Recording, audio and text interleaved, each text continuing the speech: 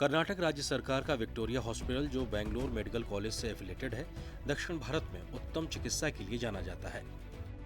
ये अस्पताल 1901 में शुरू हुआ। ये अस्पताल उस वक्त के शाही घराने वाडियार परिवार की पहल थी, जब बेंगलुरु प्लेग जैसी महामारी से जूझ रहा था। ये अस्पताल उस वक्त लोगों की जान बचाने में कामयाब रहा और अब जैसे इतिहास खुद को दोहरा रहा हो। ये अस्पताल कोविड-19 के इलाज के लिए चिन्हित किया गया है। इस अस्पताल में विशेष इलाज के लिए अलग शाखाएं हैं और यहाँ का इमरजेंसी और ट्रॉमा सेंटर कोविड-19 वार्ड में तब्दील कर दिया गया है।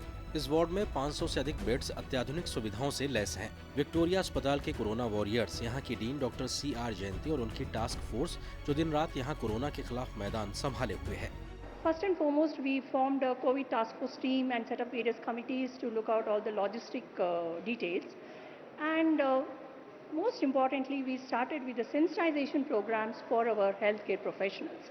These sensitization programs includes donning and doffing of the personal protective equipment, which is the most important part to keep them safe. Number 2, we discuss the treatment protocols, and number 3, we also discuss the ICU treatment protocols. इस अस्पताल के corona ward में beds के साथ ventilators और oxygen की पूरी व्यवस्था है।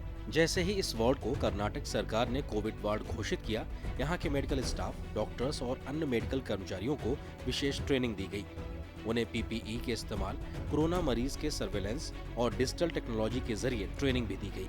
अस्पताल के एफिलेटेड कॉलेज में एक कंट्रोल रूम बनाया गया है। यहाँ से सीधा अस्पताल में कोविड वार्ड के मरीजों पर नजर रखी जा सकती है। डॉक्टर्स की एक टीम इस कंट्रोल रूम में कोविड वार्ड पर नजर रखती है और मरीजों से बातचीत भी करती है। This is the main war room, what we call it is war room. So we'll be coordinating with the doctors who are working inside the zone. I mean where the patients are. So we'll not be going there. 1 week, one shift of doctors will go there. They will stay there in a separate building. They will not come out for that 1 week. And we can also do video conferencing with the doctors inside. So any senior staff can come here, do video rounds.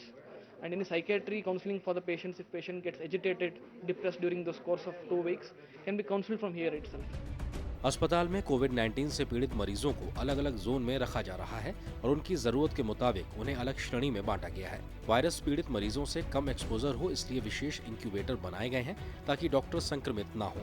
इसके अलावा इन wards में robotic technology के इस्तेमाल से मरीज को दवा और खाना पहुंचाने की तैयारी हो रही है। अस्पताल में मौजूद लैब भी पूरी तरीके से अत्याधुनिक सुविधाओं से तैयार की गई है। हालांकि बेंगलुरु हॉटस्पॉट घोषित होने के चलते इस अस्पताल में शहर के अलग अलग हिस्सों से आए मरीज यहाँ इलाज करवा रहे हैं, लेकिन विक्टोरिया अस्पताल राज्य के दूसरे जिलों को भी मेडिकल सपोर्ट उपलब्ध करा रहा है।